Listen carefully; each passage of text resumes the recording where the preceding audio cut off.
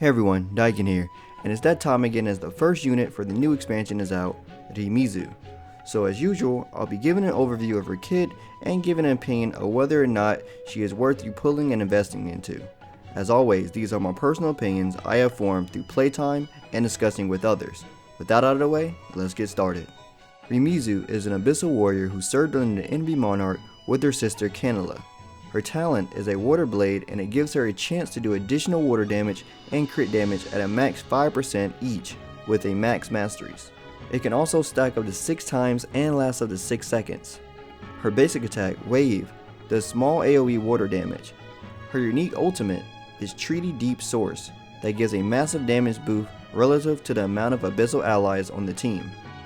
3 or less allies give 40% damage boost, and if 4 abyssal allies are present, then Treaty Resonance is activated, giving abyssal allies 60% damage boost.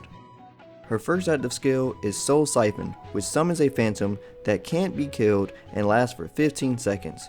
Crashing Thunder is her second active skill, which is a small AoE that does multiple small thunder damage strikes with a chance to inflict curse. Her last active skill is Current Burst, which is a straight AoE slash that deals massive water damage. She also gets an innate 20% dodge increase from agility passive and increased damage to cursed targets by 12%.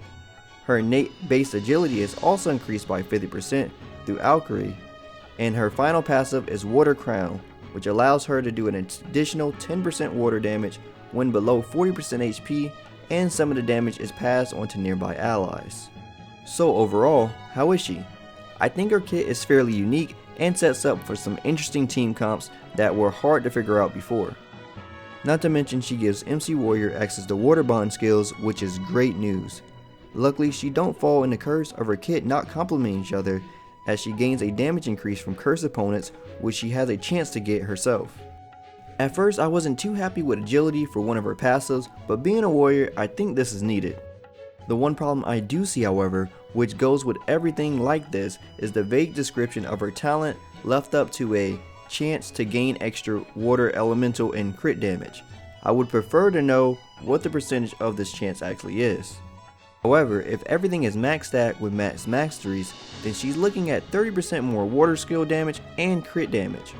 On top of this, she gets an extra 10% water damage when her health is below 40%.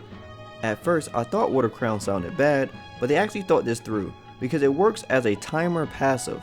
Once her health hits the 40% mark, she will do the extra damage and share the damage taken for 10 seconds, regardless if she's healed above that percentage. Now, her ultimate is very weirdly worded, as I was under the impression that the damage buff was permanent, as it don't say how long it would last. However, with her gear set, which I think is absolutely essential for this unit, we can see that the third effect increases the duration by 100%. She also gains a chance of chilled and gets a guaranteed immunity from ignited and weakness herself, which is great on top of the damage buffs to her skills. The only unfortunate thing is I don't think her ult is an actual hit and just is the buff, so it takes time away from her stacking her talent. Being the way her talent is, she can work with many abyssal characters. Nethria, her sister Canela, although she doesn't have fire skills, so that may not be optimal. Even Reed would love to be paired with her, as Rimizu has Soul Siphon to benefit from Reed as well.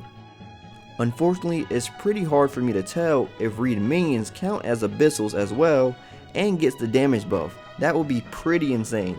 I think she will also pair well with Scylla, and too bad Link isn't an abyssal because he is the water shred unit at the moment, but maybe that could work too. So overall, I think she's a decent unit to pull for, and nothing crazy or meta defining yet to me personally, although she does buff Nethria's already crazy damage. Also, the sharing good damage sounds a bit jarring and could lead to some problematic situations. However, she does have water bond skills for the MC like I mentioned before, so there's always that. Anyway, that's all I got for you all in this video. What do you think about her kit and her overall design? Let me know down in the comments below. As always, if you like anything I had to say, drop me a like, I greatly appreciate it, and if you want to hear more from me, follow me on my socials. Also, don't forget to subscribe and turn on notifications so you know when the next video goes live. As always, my name is Daiken, and I'll see you next time. Signing out.